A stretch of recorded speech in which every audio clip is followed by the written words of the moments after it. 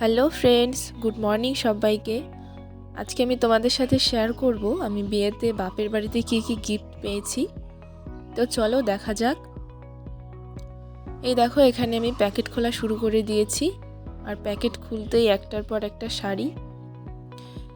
এই শাড়িটা আমি রাখার পরে এটা আবার হাতে নিয়ে দেখছিলাম আর মাকেও দেখাচ্ছিলাম যে এটা কাকিমাকে দিলে কেমন হয়।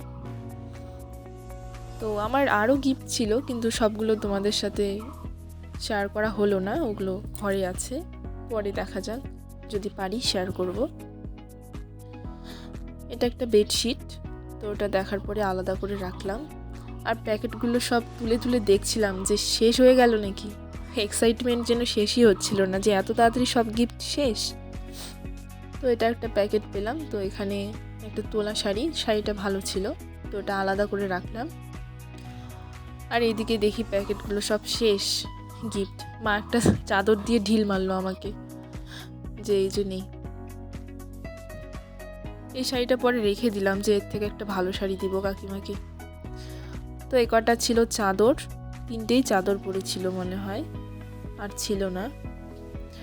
আর এগুলো সব শাড়ি, সুতি শাড়ি, আর এগুলো সব বেডশিট, আর এগুলো সব তোলা শাড়ি। আমার তো মনে হচ্ছিল আর সারা জীবনের জিনিস কিনতে হবে না। আর এগুলো ছিল আমার বাড়িতে সবাইকে দেওয়ার জন্য। আর এটা একটা ট্রে ছিল।